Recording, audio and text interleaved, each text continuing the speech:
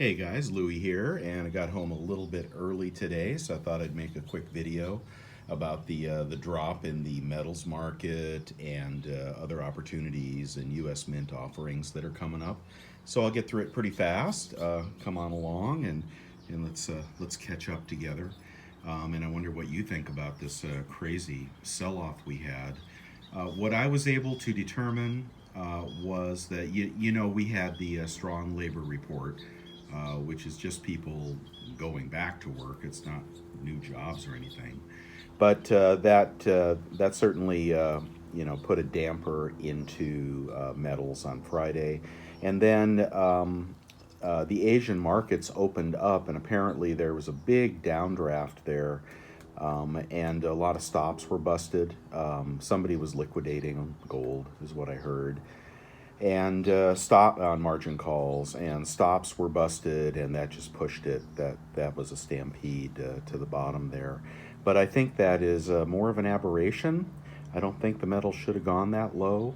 But what do I know? It's just my personal opinion. I certainly lost money today, pretty much in everything, because I have gold and silver, and in the market as well, the paper gold and silver, which I don't always have, but I had been accumulating much more gold, paper gold.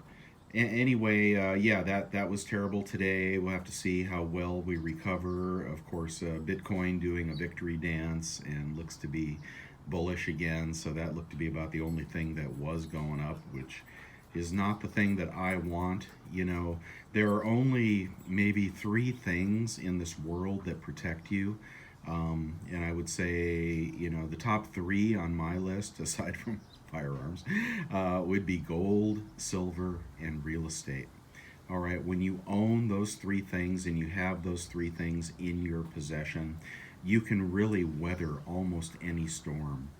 I mean, gold is the metal that governments hoard to back their credibility. It barely backs their currency anymore, but it backs their credibility.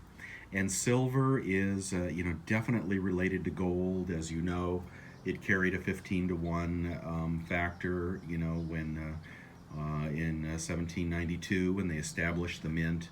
But silver is definitely valuable compared to gold. Governments want gold. Wealthy individuals want gold. They don't want trunks of silver, warehouses full of silver. And, your silver travels with gold, but sometimes it travels faster and higher, and sometimes it travels lower as well. Well, right now, the true value of gold is being expressed in the GSR. The GSR pushed upwards over 74 today. And what that tells you is silver is a bargain in comparison to gold. The price of gold in dollars is irrelevant. The price of silver to dollars is irrelevant in the short term. The tangible asset is what you want to acquire. And, I was actually thinking about taking some gold in and trading it in for silver at the LCS, because that would be the way you'd take advantage of the GSR, just as much as I hope that it will go back to 15 to 1. When it's at 74 to 1, then it's time to accumulate more silver. All right, that's the way I see it. And it's not that silver is crappy or cheap. It is that it is a value. If you were in the market for a Honda Accord, a loaded Honda Accord today, I'm guessing that'd be about $30,000. Well, if you woke up tomorrow and that Honda Accord cost $25,000, wouldn't you think that was a pretty good deal? Well, that's what we're really talking about here. And I was watching the history. I was watching the history of France the other day, and Napoleon was actually a financial architect. In addition to being a genius, general, and winning so many. I gotta play with the dog a little bit. Winning war after war after war, conquering much of Europe.